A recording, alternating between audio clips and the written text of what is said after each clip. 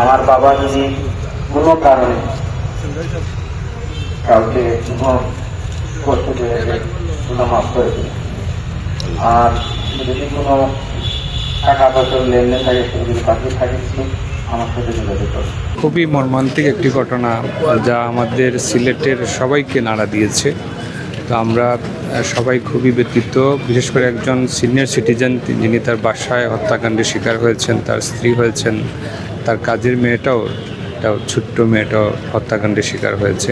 তো আমরা প্রত্যাশা করি আইনশৃঙ্খলা বাহিনী তারা তদন্ত করবে, আইন আদালত আছে সেখানে ন্যায় বিচার প্রতিষ্ঠিত হবে এবং দ্রুত সময়ের মধ্যে এই হত্যাকাণ্ডের সঙ্গে যারা জড়িত আছেন, আমরা প্রকৃত অপরাধীকে রাষ্ট্র সাজা দেবে, আদালত সাজা দেবে সেটাই প্রত্যাশা করি। এবং আমরা প্রত্যাশা করি যে প্রকৃত অপরাধীরা তারা অবশ্যই ধরা পড়বে। এরকম একটা আলোচিত নৃশংস হত্যাকাণ্ডের বিচার অবশ্যই খুব দ্রুত সময়ের মধ্যে শীঘ্রই অনুষ্ঠিত হবে বলে আমি প্রত্যাশা করি।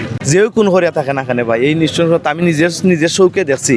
এই যে ঘটনাটা যে এরকম আমার জন্মের পর থেকে এরকম এই যে অবস্থায় আমি দেখছি না। আমি তো নিউজও করছি, প্রায় সময় আমি দেখছি এরকম যে হত্যাকাণ্ড ঘটাইছে, যেও ঘাতকটা ঘটাইছে না, যারাই ঘটাইছে না এখানে, তার সর্বোচ্চ শাস্তি ভাই প্রকাশ্য দিবালোকে যাতে তারে ফাঁসির আওতায় আনা হোক।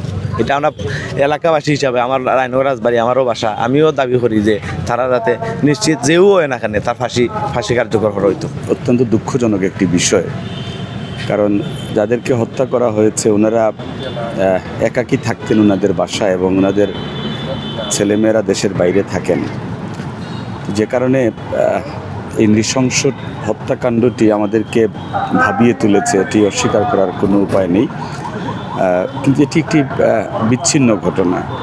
একটা পরিবার তার ঘরের মধ্যে প্রবেশ করে হত্যাকারীরা তাদেরকে গ্রেফতার করেছে অত্যন্ত নির্মমভাবে। তো আমরা ইতিমধ্যে প্রশাসনকে বলেছি যে অতি দ্রুত এই হত্যাকাণ্ডের সাথে সম্পৃক্ত যারা আছেন, প্রকৃত যারা অপরাধী, তাদেরকে চিহ্নিত করে তাদেরকে গ্রেফতারের আওতায় নিয়ে আসার জন্য, এবং ইতিমধ্যে একজনকে গ্রেফতার করাও হয়েছে। আমরা আশা করছি যে খুব কম সময়ের মধ্যে এই হত্যাকাণ্ডের যে মূল রহস্য সেটি উদ্ঘাটন হবে এবং প্রকৃত অপরাধী যারা তারা শাস্তি পাবে। আমি শুধু এটুকু বলবো, এই কাজটি যারা করেছে তারা অমানুষ। একজন মানুষ এইভাবে 80 ঊর্ধ্ব, 90 অথবা 75 ঊর্ধ্ব এরকম বয়সের মানুষকে এইভাবে যারা হত্যা করতে পারে এরা পশু।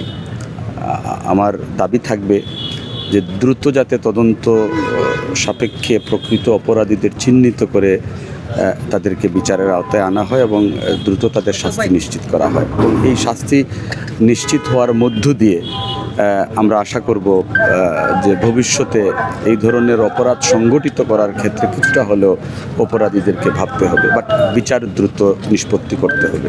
এই শান্তিপ্রিয় নগরীত অতীতে কোনো সময় ইলা নির্মম এই হত্যাকাণ্ড শিকার হয়ে গেছেন 3-3জন মানুষ বাসার মাঝে। তাও অনুমান করা হয় সকাল 9টা থেকে 9:30। এটা পুলিশের ভাষ্য তখন গিয়া বলছি যে নির্মমভাবে হত্যা করা হয়েছে। এই হত্যাকারীরা যাতে খুব কম সময়ের মাঝে গ্রেপ্তার করা হয়। আমরা আশ্বস্ত হয়েছি নগরবাসী 5 ঘন্টার মাঝে এই হত্যাকারীদের আধুনিক প্রযুক্তি ব্যবহার করিয়া পুলিশে গ্রেপ্তার করছে। এখন আমরা বক্তব্য সুস্পষ্ট যে যিনি হত্যার শিকার হয়েছেন বা স্ত্রী বা তার গৃহপরিচারিকা, এই হত্যাকাণ্ডর হয়তো মেইন ক্রিমিনাল ধরা পড়ছে, তার লোকের কোনো যোগসুযোগ আছে কি না এটা তদন্ত করা, এবং সেই সাথে বাংলাদেশে যেভাবে আলোচিত হত্যাকাণ্ড হল দ্রুত বিচার আদালতে তার মামলার বিচার কার্যক্রম শুরু হয় এবং খুব কম সময়ের মাঝে বিচার কার্যক্রম সম্পন্ন হয়।